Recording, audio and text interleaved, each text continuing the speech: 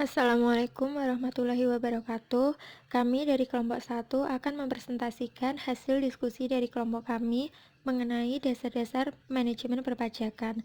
Sebelumnya, perkenalkan anggota dari kelompok kami. Yang pertama ada Bakrul Ulum, yang kedua Ulfa Lutfiana Masjidin, yang ketiga Azmiyah Salsabila, yang keempat Ayu Widya Indasari, dan yang kelima Nurul Adining Tias.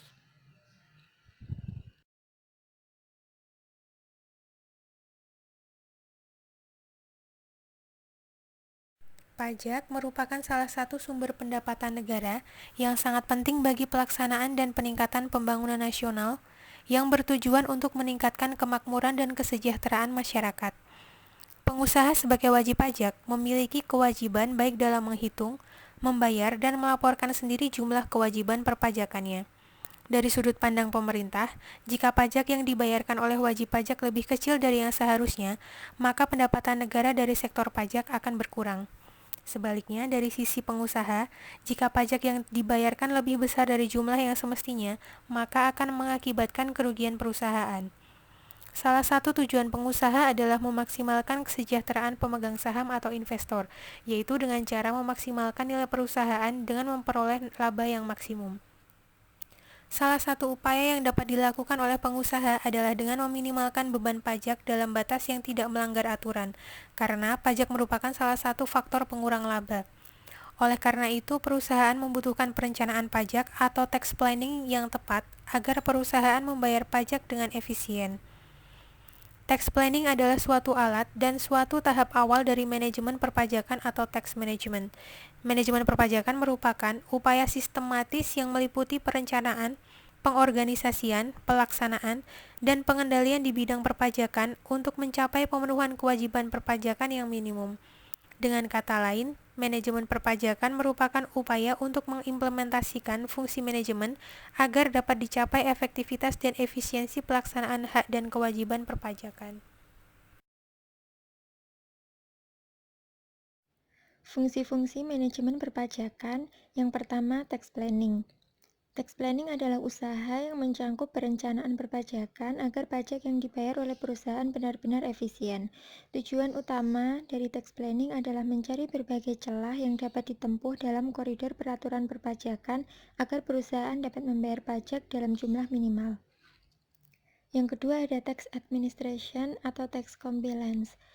Mencangkup usaha-usaha untuk memenuhi kewajiban administrasi perpajakan dengan cara menghitung pajak secara benar sesuai dengan ketentuan pajak, kepatuhan dalam membayar dan melaporkan tepat waktu sesuai deadline pembayaran dan pelaporan pajak yang telah ditetapkan.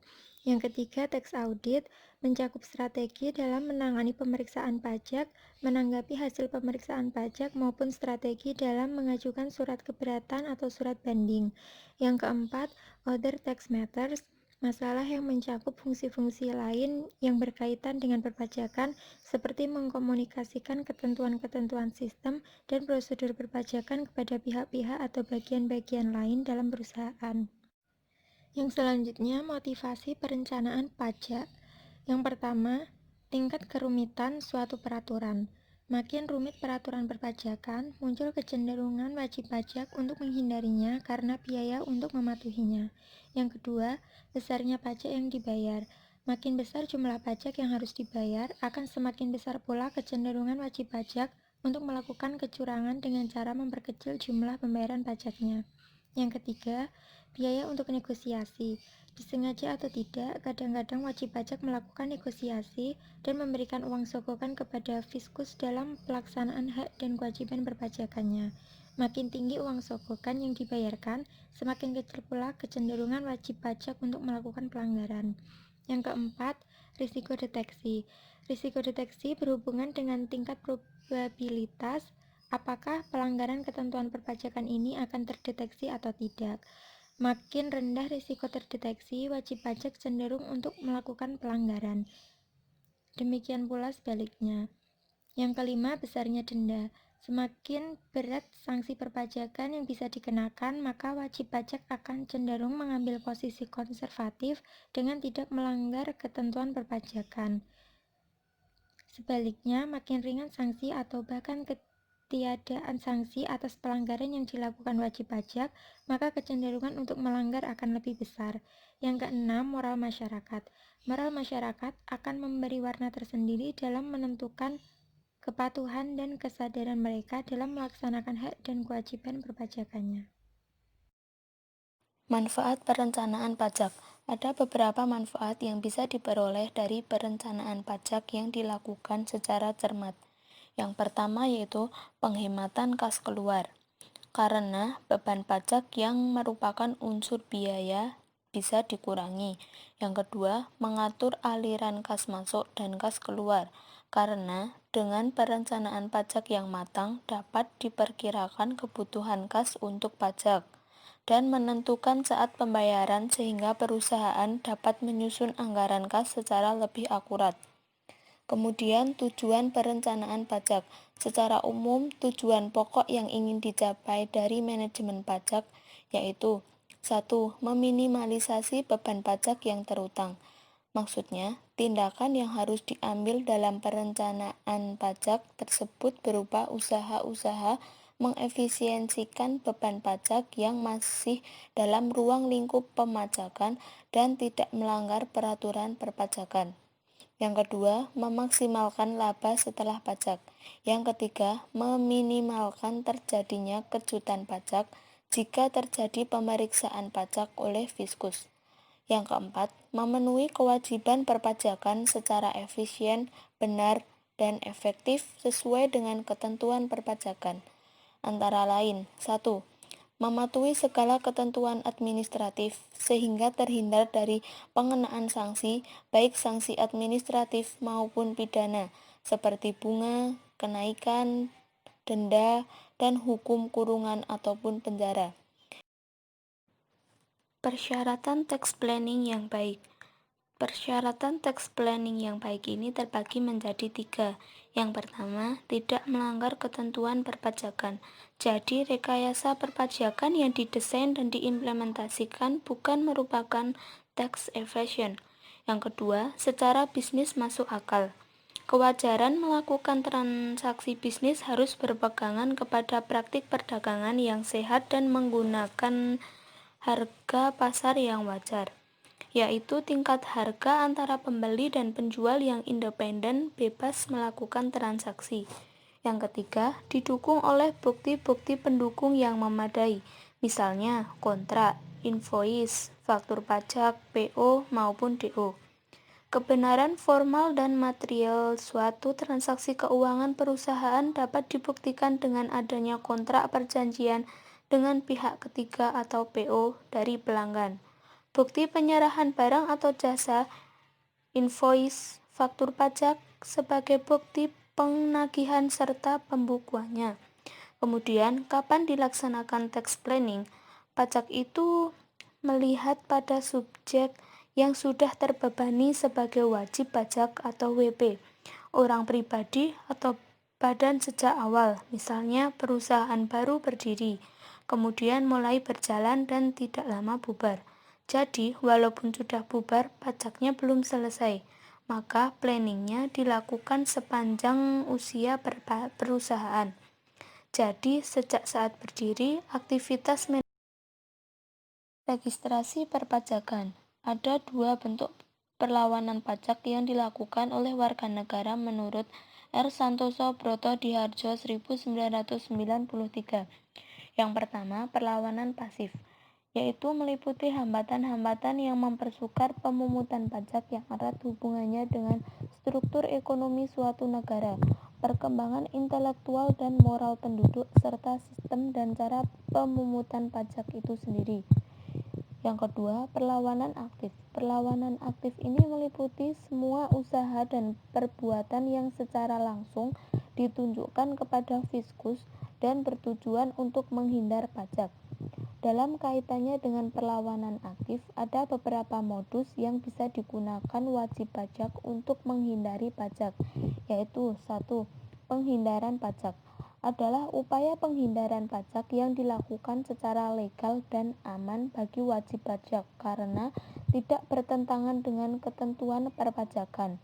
di mana metode dan teknik yang digunakan cenderung memanfaatkan kelemahan-kelemahan yang terdapat dalam undang-undang dan peraturan perpajakan itu sendiri untuk memperkecil jumlah pajak yang terutang.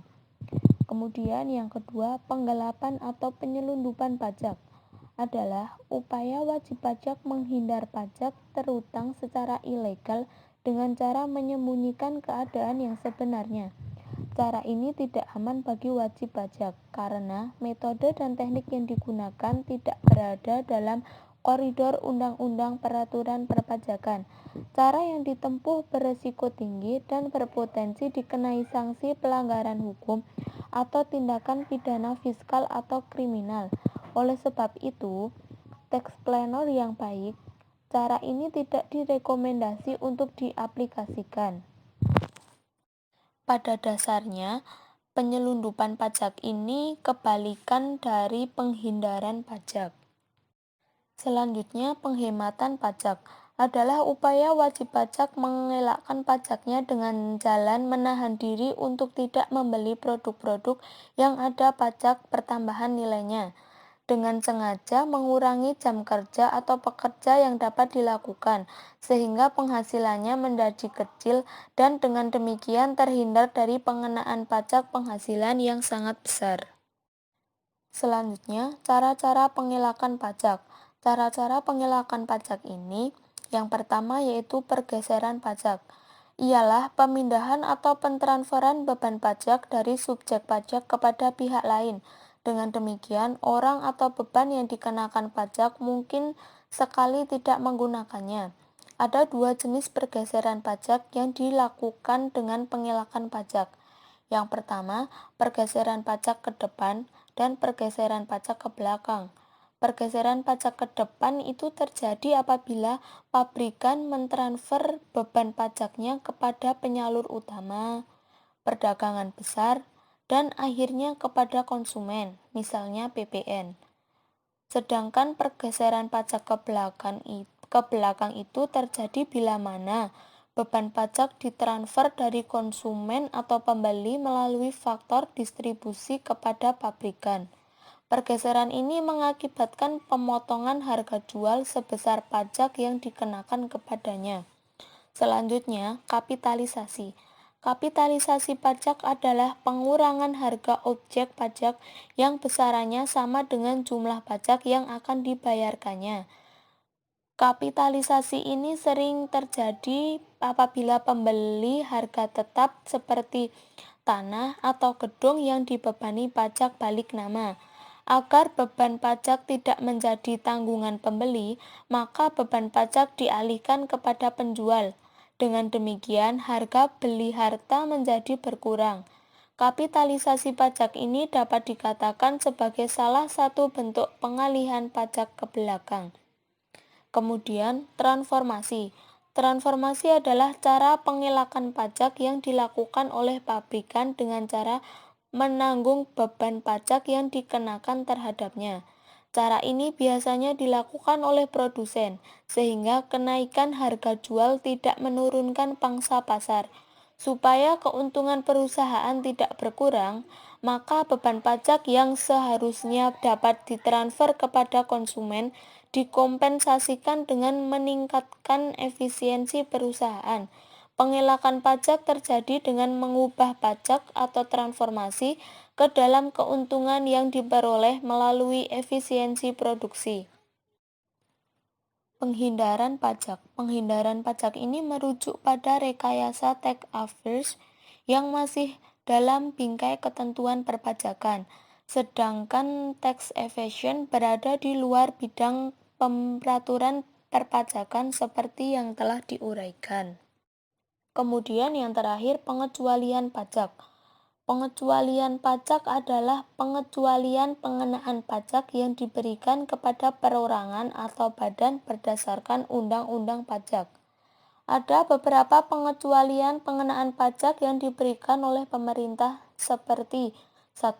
PPh pasal 21 ditangguhkan pemerintah berdasarkan Peraturan Menteri Keuangan Nomor 43/PMK 03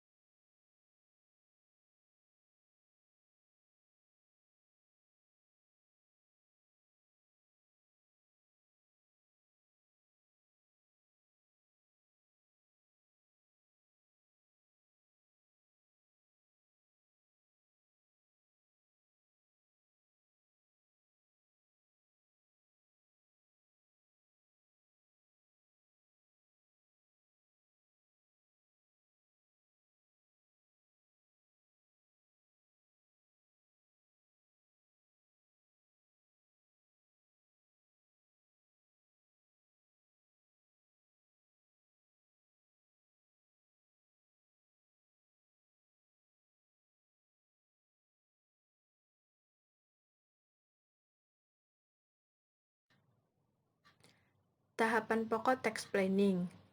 Tahap pertama merupakan tahap analisis terhadap komponen-komponen yang berbeda pengakuannya antara komersial dan fiskal dan menghitung seakurat mungkin beban pajak yang harus ditanggung perusahaan. Analisis ini dilakukan dengan mempertimbangkan masing-masing elemen pajak, baik secara sendiri-sendiri maupun secara total pajak yang nantinya akan dirumuskan sebagai perencanaan pajak yang paling efisien. Tahapan kedua, setelah melakukan tahapan awal, harus dibuat beberapa model perencanaan pajak yang akan dilakukan. Pembuatan model-model perencanaan pajak tersebut dimaksudkan sebagai alternatif untuk menentukan tax plan mana yang dan paling efisien dan efektif untuk diimplementasikan. Tahapan ketiga, tahap evaluasi yang sekaligus merupakan tahap pengendalian pajak ini merupakan langkah akhir dalam manajemen pajak. Pengendalian pajak bertujuan untuk memastikan bahwa kewajiban pajak telah dilakukan sesuai dengan yang telah direncanakan dan telah memenuhi persyaratan formal maupun material. Tahapan keempat, dalam konsep manajemen, pengawasan atau pengendalian dapat dilakukan dengan dua cara pengawasan preventif dan pengawasan. Langkah-langkah praktis yang dapat dilakukan dalam perencanaan pajak. Yang pertama, mengusahakan agar terdapat penghasilan yang stabil untuk menghindari pengenaan pajak dari kelas penghasilan yang tarifnya tinggi. Yang kedua, mempercepat atau menunda beberapa penghasilan dan biaya-biaya untuk memperoleh keuntungan dari kemungkinan perubahan tarif pajak yang tinggi atau rendah. Yang ketiga, menyebarkan penghasilan menjadi penghasilan dari beberapa wajib pajak, seperti pembentukan kelompok perusahaan. Yang keempat, menyebarkan penghasilan menjadi penghasilan beberapa tahun untuk mencegah penghasilan tersebut termasuk ke dalam kelas penghasilan yang tarifnya tinggi, dan tunda pembayaran pajaknya dengan pengajuan cicilan dan kredit. Yang kelima, mentransformasikan penghasilan biasa menjadi capital gain jangka panjang. Yang keenam, mengambil keuntungan sebesar-besarnya dari ketentuan mengenai pengecualian dan dari potongan-potongan. Yang ketujuh, mempergunakan uang dari hasil pembebasan pajak untuk melakukan ekspansi. Yang kedelapan, memilih bentuk usaha yang terbaik untuk operasional usaha. Yang kesembilan, mendirikan perusahaan dalam satu jalur usaha yang sedemikian rupa sehingga dapat diatur secara keseluruhan penggunaan tarif pajaknya.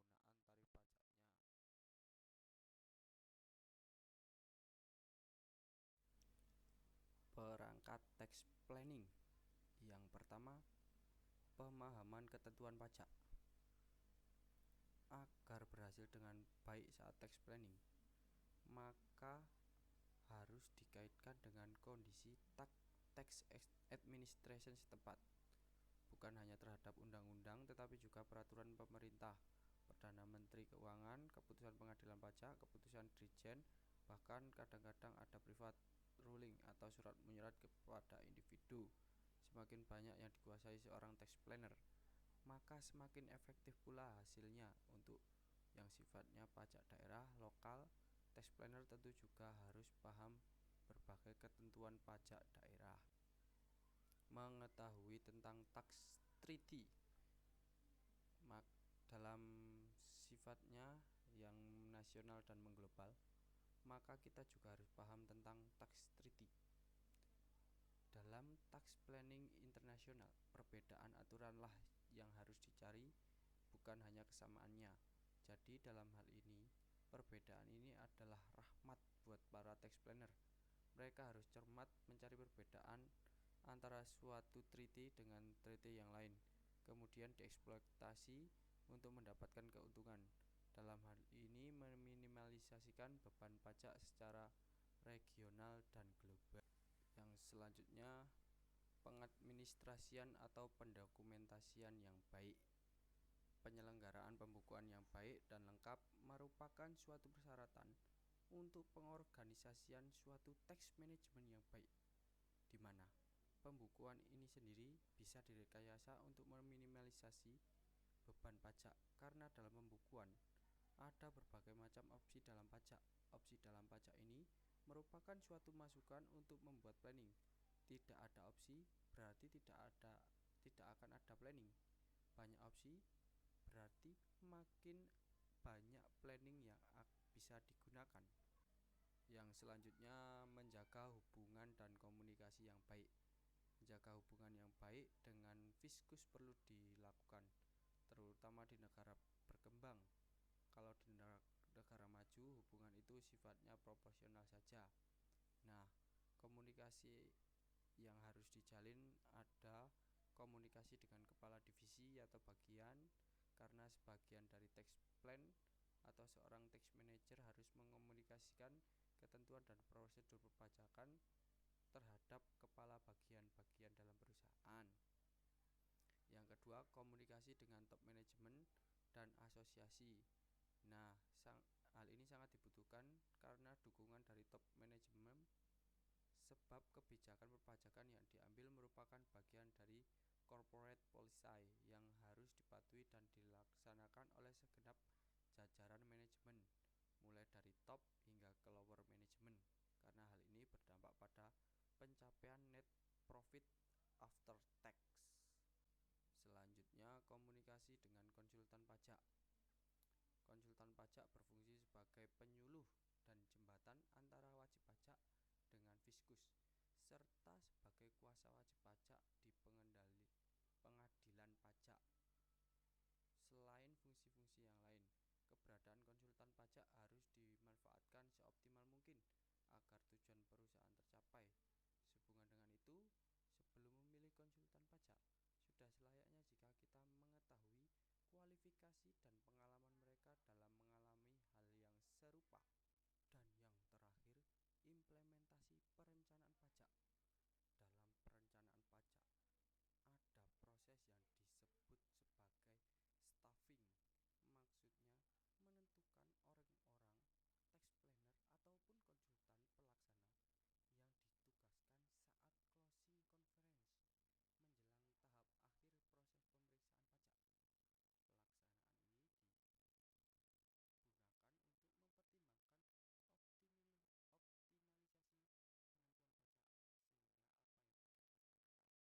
mempertimbangkan optimalisasi penentuan pajak, sehingga apa yang jurus tax planner.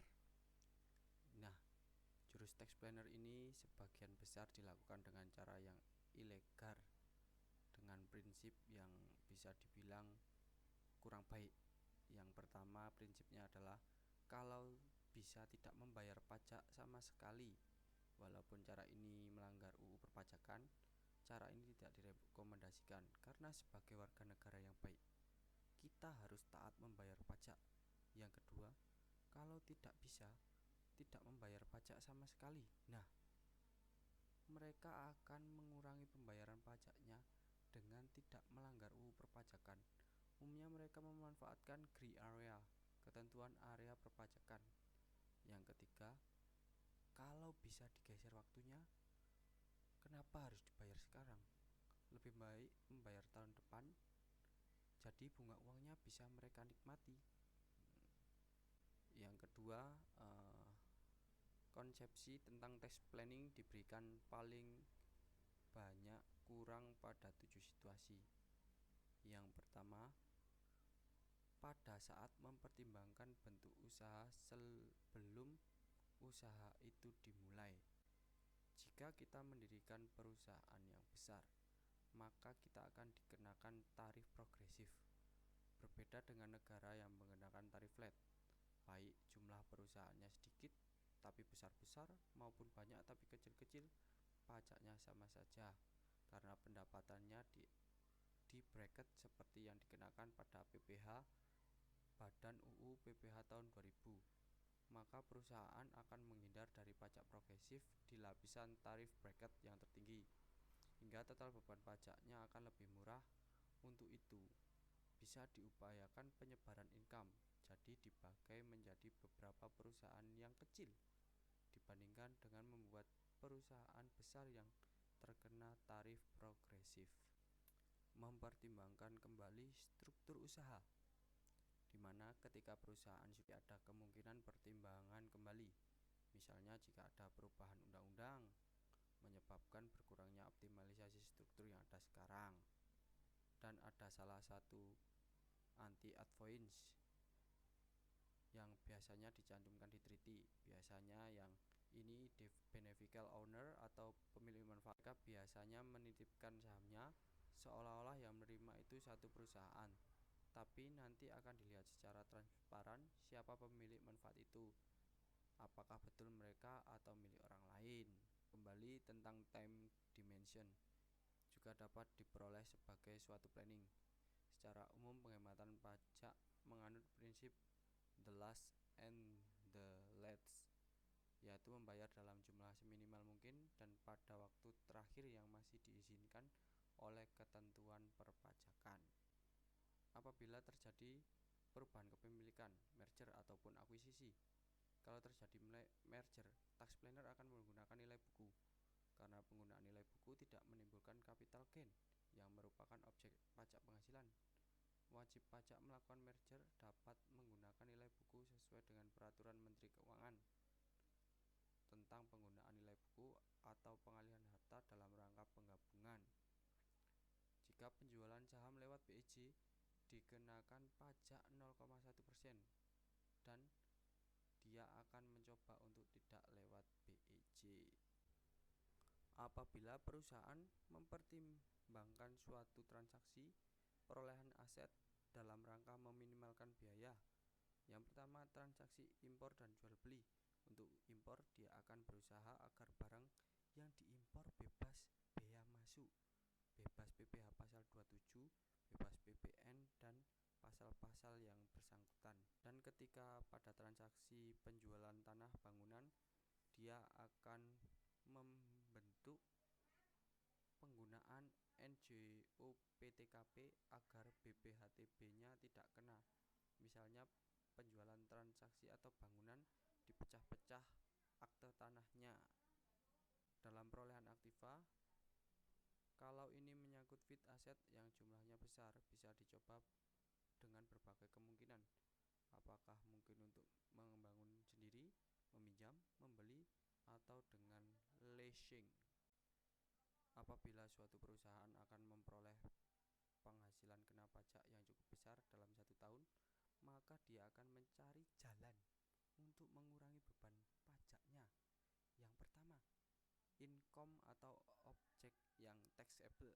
Apapun objeknya akan dikurangi. Jika tarifnya progresif, pengakuan penghasilannya akan ditunda atau pengakuannya bisa dipercepat. Tetapi kalau tarifnya flat, upaya untuk menunda atau mempercepat sudah tidak penting lagi. Kalau tarifnya flat, karena beban pajaknya sama saja. Yang kedua, profit itu tidak identik dengan cash available. Profit itu angka, tapi uang tidak identik dengan profit. Jadi profit besar belum tentu uangnya besar juga. Sebaliknya, meskipun profitnya kecil tetapi uangnya banyak, berarti cash flow perusahaan lancar. Biaya akan diakui dalam laporan laba rugi. Apabila liability-nya sudah ada, walaupun belum dibayarkan, maka untuk penghasilan tax planner akan mencoba untuk menggeser sedapat mungkin pengakuan pendapatannya, sekaligus untuk averaging atau meratakan penghasilan. Kalau ada expense akan diakrual walaupun belum dibayarkan, tapi seolah-olah billingnya terjadi sekarang. Apabila terjadi perubahan keadaan individu atau wajib pajak, pensiun misalnya, jika pesangon atau pensiunan dibayarkan sekaligus akan dikenakan PPh final sebesar 0% atas penghasilan bruto sampai dengan 50 juta sebesar 5% atau penghasilan di atas bruto. Jadi, untuk meminimalkan PPh yang dikenakan, maka pensiunan bulanan akan diberlakukan karena jumlah pajaknya kecil-kecil jika dibayarkan setiap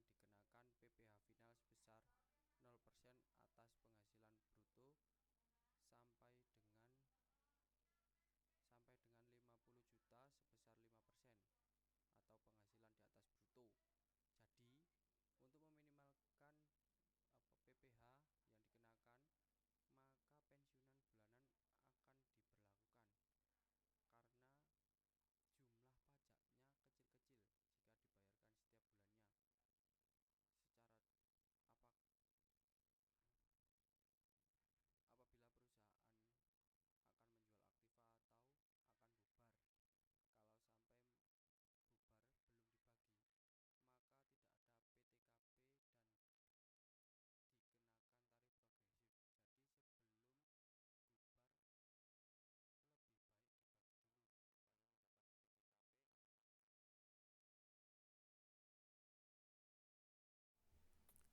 memaksimalkan biaya-biaya yang dapat dikurangkan. Seringkali petugas pembukuan menggunakan istilah yang kurang tepat untuk biaya-biaya tertentu, sehingga waktu yang dilakukan untuk pemeriksaan oleh fiskus biaya-biaya tersebut tidak dapat dikurangkan.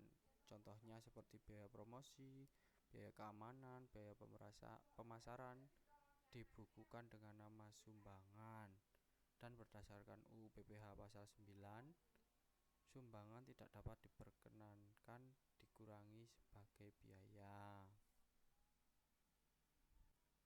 Yang kedua, merger antara perusahaan yang terus merugi dengan perusahaan yang untung. Dalam satu kelompok usaha, kadang-kadang terdapat perusahaan yang terus merugi sebelum menghasilkan laba, sedangkan di perusahaan lain yang sejenis sudah langsung menghasilkan laba. Dengan demikian, secara kelompok, perusahaan membayar PPh atas laba yang lebih besar dari laba yang sebenarnya. Maka, menurut pasal 3 Permenkeu, bila kedua perusahaan tersebut digabungkan dengan menggunakan nilai buku, tidak boleh mengkompensasikan kerugian atau sisa kerugian dari wajib pajak yang menggabungkan diri atau wajib pajak yang dilebur. Menunda penghasilan, misalnya tutup buku perusahaan pada tanggal 31 Desember. Bulan Desember terdapat lonjakan permintaan. Jadi, pajak atas laba akibat lonjakan permintaan tersebut sudah harus dibayar paling lambat 25 Maret di tahun selanjutnya. Di samping berikut, angsuran PPh 25 tahun berikutnya otomatis akan menjadi lebih besar. Bila memungkinkan, pengusaha dapat melakukan pendekatan kepada konsumen agar penyerahan barangnya bisa dilakukan pada bulan Januari tahun berikutnya, sebab dengan demikian pembayaran pajaknya dapat ditunda di tahun depan. Selanjutnya, pembebanan biaya. Pada akhir tahun fiskal, sebaiknya dilakukan review untuk melihat apakah ada biaya-biaya yang dapat dibebankan pada tahun ini. Misalnya biaya konsultasi hukum, konsultasi pajak, dan auditor. Dengan demikian, seperti halnya dengan penundaan penghasilan, perusahaan dapat menunda pembayaran pajaknya selama setahun. Strategi efisiensi untuk menekan beban pajak perusahaan. Untuk efisiensi pajak dapat dilakukan dengan cara merekayasa biaya-biaya yang berkaitan dengan pembayaran kepada karyawan, tapi ini tergantung pada kondisi perusahaan.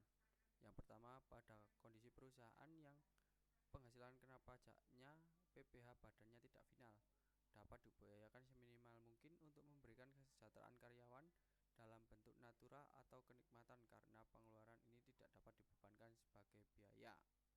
Yang kedua, untuk perusahaan yang PPh badannya dikenakan PPh final, sebaiknya memberi kesejahteraan karyawan dalam bentuk natura atau kenikmatan, karena pemberian natura atau kenikmatan kepada karyawan tidak termasuk objek pajak PPh pasal 21.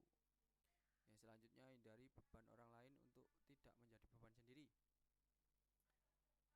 Banyak kejadian dalam praktik bisnis perusahaan lokal terpaksa menanggung pajak yang seharusnya menjadi beban perusahaan luar negeri tersebut karena tidak teliti melihat klausul perpajakannya dalam kontrak perjanjian. Hal ini dapat dihindari bila kita memahami aspek perpajakan